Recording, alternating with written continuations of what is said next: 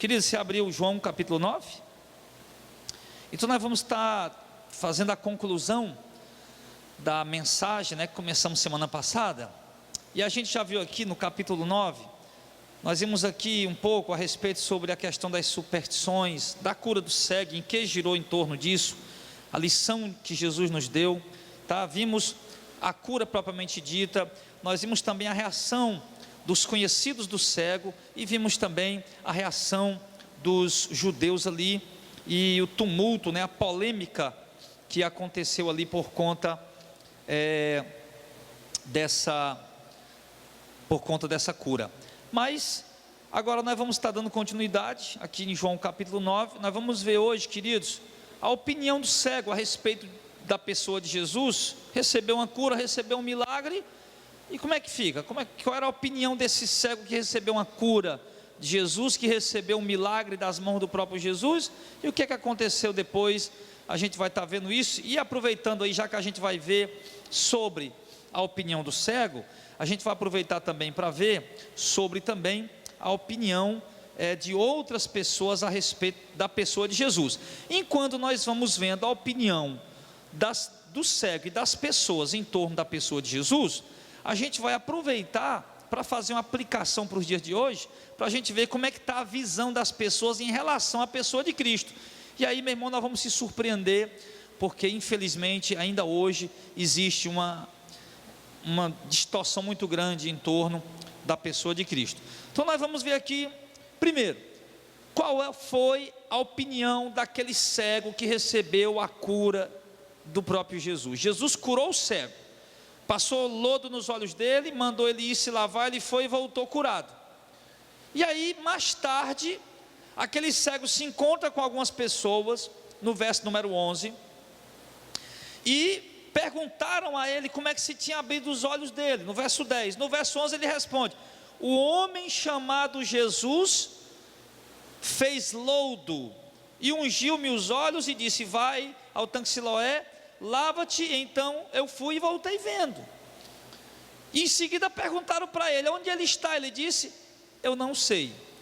Então olha só, querido, interessante, o cego recebeu a cura de Jesus, e olha como é que ele chama Jesus: o homem chamado Jesus.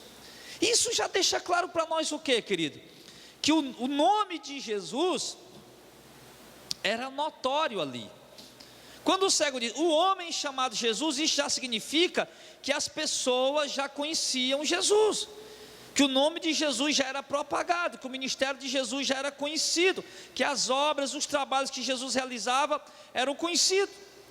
E embora os judeus não acreditassem nos milagres que Jesus fazia, mas agora as pessoas estão tendo a oportunidade de falar com alguém que eles conheciam, um cego que eles conheciam, e perguntar para aquele cego conhecido como é que ele tinha ficado curado, e o cego dizer: foi o homem chamado Jesus. E aquele cego, meu irmão, mesmo que de uma forma indireta, mesmo sem saber o que está fazendo, mas ele está ali corroborando com o ministério de Cristo, dando apoio ao trabalho de Jesus. Mas ao mesmo tempo, isso também deixa claro para nós que aquele cego, embora tenha recebido um milagre extraordinário, porque até então não se havia ouvido falar de um cego de nascença ter vindo a enxergar, não tinha se ouvido falar disso ainda. Um cego de nascença enxergou, mas aquele cego, querido, apesar dessa cura maravilhosa, dessa cura extraordinária, ele deixa claro aqui nesse momento que ele não sabe quem é de fato Jesus. Quando ele diz o homem chamado Jesus, ele já está deixando claro para nós que ele não sabe quem é. O homem chamado, é aquele homem que o pessoal fala por aí, aquele homem chamado Jesus que anda por aí, que é um rabino, que anda pregando, que anda ensinando, e que os líderes perseguem ele, que os líderes não gostam dele, que existe polêmica girando em torno da pessoa dele. Foi ele que me curou.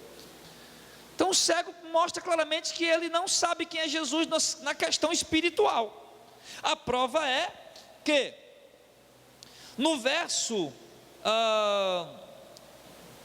de número 17, tornaram, pois, a dizer ao cego: tu que dizes daquele que te abriu os olhos? E ele disse o quê? Que é um profeta.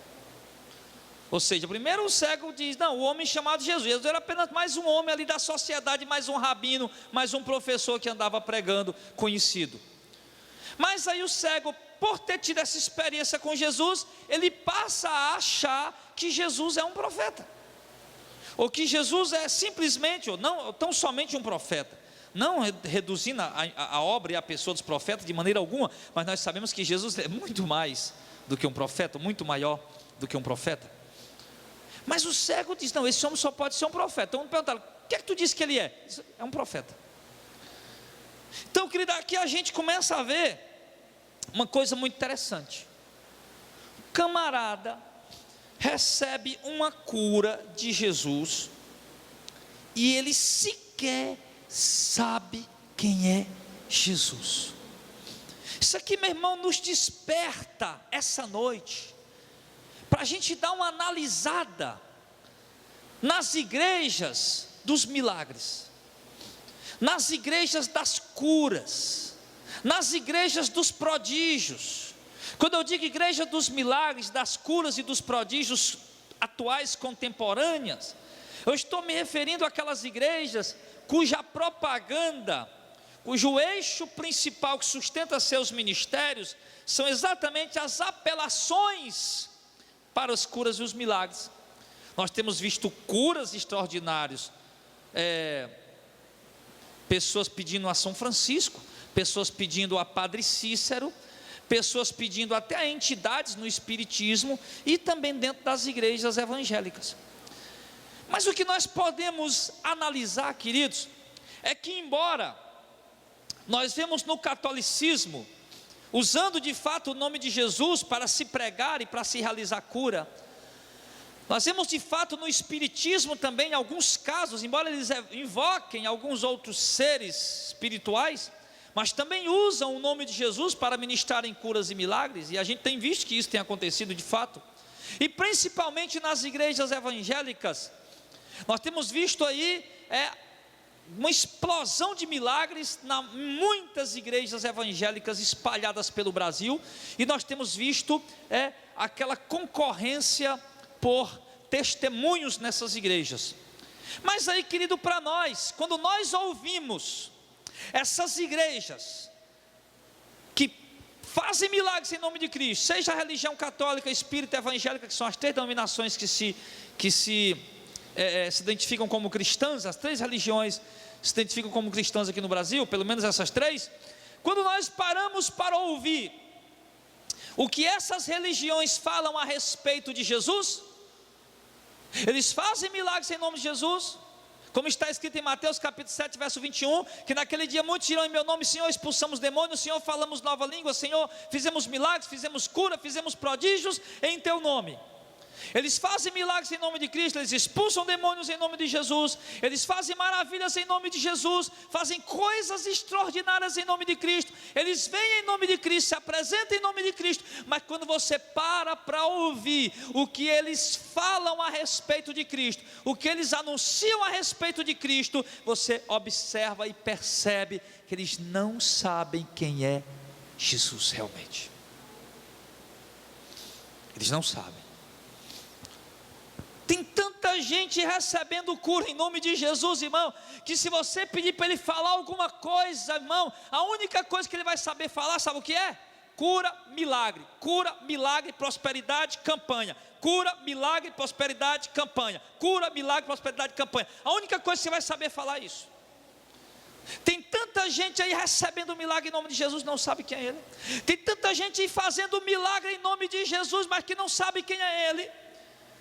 Que você parar para conversar com desses pregadores das curas, dos milagres, da prosperidade, das conquistas, a respeito da pessoa do Senhor Jesus, meu irmão, ele mostra para você uma imagem completamente deturpada da pessoa de Cristo e da obra de Cristo, provando claramente que eles não sabem também quem é Jesus.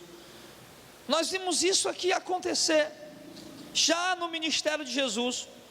Um homem a quem Jesus curou. Quem te curou? O homem chamado Jesus. Quem ele é? Um profeta. Aonde ele está? Ele diz o que no verso 12? Não sei. Ele não sabia quem era Jesus, era o homem chamado Jesus. supôs agora pelo milagre que ele fez, que ele era um profeta. Quando perguntaram por ele, onde ele estava, ele disse: eu não sei. Irmão, o homem chamado Jesus, eu suponho que seja um profeta, e onde ele está, eu não sei. Eu quero lhe dizer, meus queridos, que essas igrejas que fazem milagre em nome de Cristo, que fazem curas em nome de Jesus, mas que pregam uma mensagem distorcida, contrária a que Jesus e seus apóstolos pregaram, eles não fazem ideia quem é Jesus, e com certeza eles muito menos sabem aonde Jesus está. Você quer, por exemplo, um exemplo? Por exemplo, os adventistas do sétimo dia. Disseram que povo, não vou me lembrar bem a data agora, eu estudei isso há um tempo atrás, mas eles disseram que quando Jesus morreu, até 1848, mais ou menos 1848, a data mais ou menos essa, Jesus não tinha entrado ainda no Santo dos Santos, lá na presença do Pai. Ele estava num santuário celestial, externo, um local externo. Aí em 1948, como um cidadão previu a vinda de Jesus, o Guilherme Miller, ou William Miller, previu a vinda de Jesus 3 vezes, na terceira vez, nenhuma das 3 vezes ele veio. Aí o outro camarada ficou conhecido como Cleopas do Milharal, disse que teve uma visão e viu Jesus saindo de um santuário e entrando no Santo dos Santos. Ou seja, na visão adventista, desde o ano que Jesus morreu, do ano 33 da era cristã, até 1848, Jesus ainda não tinha entrado na presença do Pai. Quando nós olhamos para a Bíblia, a gente vemos o quê? Ele está, Paulo dizendo, Estevão viu, Paulo falou isso várias vezes, que ele está à direita da majestade nas alturas e vive para interceder por nós. Quando nós olhamos para a Bíblia, em Apocalipse também, nós vamos ver que os anjos veem o Cordeiro, que é Jesus, ali, junto ao Pai, ao Deus Todo-Poderoso, no trono, e eles adoram Jesus ali, adoram o Cordeiro. Mas os adventistas sustentam e dizem que ele só entrou na presença do Pai em 1848, mais ou menos esse período aí. Se você conversar com um crente neopentecostal e perguntar para ele onde é que está Jesus, ele vai dizer que ele viu Jesus passeando no meio do culto com uma bandeja de ouro na mão. Ele vai dizer que ele viu o homem de branco andando no meio da congregação, era Jesus. O outro vai dizer, como da igreja neopentecostal também, vai dizer que Jesus desceu do céu, lutando com um anjo, com a espada na mão, e agora ele tinha que subir, porque agora o Pai tinha que descer. Aonde? Jesus dizendo que tinha que subir, porque o Pai agora tinha que descer. Se você for conversar, por exemplo, com um mórmon, ele vai dizer que Jesus habitou na pessoa, escolheu a pessoa, habitou na pessoa do profeta deles, que era... Quem lembra o nome dele? Joseph, obrigado, irmão. Joseph Smith. Se você conversar com o pessoal da igreja da unificação do reverendo Mon, eles vão dizer que ele era o Messias, era Jesus. Jesus não conseguiu completar a carreira completa dele, aí eles vão dizer que ele é o Messias. Que o reverendo Mon foi escolhido no lugar de Jesus para completar a carreira, o ministério. Outros vão dizer que o Henrique Cristo é Jesus. Outros vão dizer que o José Luiz de Jesus Miranda também é Jesus. E nós vamos olhar, irmãos, para as pessoas, e para as religiões, e nós vamos ver que eles não sabem quem é Jesus, e não sabem muito bem onde Jesus, muito menos onde Jesus está. Para muitos católicos, Jesus está pregado numa cruz. Para outros, Jesus está deitado ainda numa manjedoura. Ou ele é aquele Cristo morto da via sacra, quando se faz na Semana Santa, aquele Cristo morto de gesso, ao qual as pessoas veneram e acreditam que realmente Jesus está ali. Agora, um outro problema muito grave que eu vejo aqui, irmãos, é que aquele homem disse que ele é um profeta. Quer dizer, aquele coitado daquele cego, ainda bem que Deus teve misericórdia dele, a gente vai ver daqui a pouco. Mas o coitado daquele cego é daquele tipo de gente que acha que todo mundo que faz um milagre é um profeta. Você vê que ele nem era seguidor de Jesus, não estava nem aí para Jesus, embora já tinha ouvido falar, tanto é que ele disse: o homem chamado Jesus. Mas quando recebeu um milagre, pronto, Jesus é um profeta. Esse é um problema grave, irmão. Isso é um problema que acontece na igreja contemporânea. É o que o espírito do engano se utiliza para enganar pessoas atualmente. Por que a gente vê tanto milagre e cura nas igrejas hereges, principalmente? Exatamente porque as pessoas andam desesperadamente atrás de milagre e de cura, e quando elas veem, elas acham que aquilo é um sinal da confirmação de Deus para aquele ministério. E logo eles passam a dizer que aquele pastor, aquele pregador, aquele bispo, apóstolo, sei lá quem for, é um profeta porque ele fez um milagre em nome de Jesus. E nem sempre isso é. Aliás, nos últimos tempos, rarissimamente isso é verdade. O próprio Jesus deixou dito para nós em Mateus capítulo 24, que muitos viriam em nome dele e fariam grandes sinais, se possível enganariam até os eleitos. Então, meu irmão, nós estamos vendo aqui que a opinião daquele cego a respeito de Cristo demonstra claramente que ele não sabia quem era Jesus.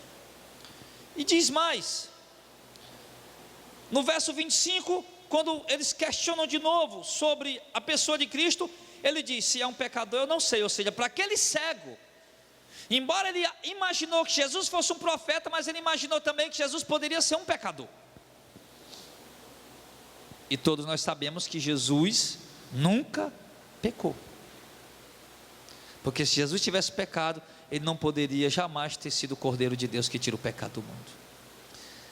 Mas na mente do cego, no entendimento do cego, dá glória a Deus, nós sabemos que esse homem é um pecador. Bem, se ele é um pecador, eu não sei. Ou seja, ele não tinha certeza se Jesus era ou não era um pecador, mostrando claramente que não sabe quem é de fato Jesus.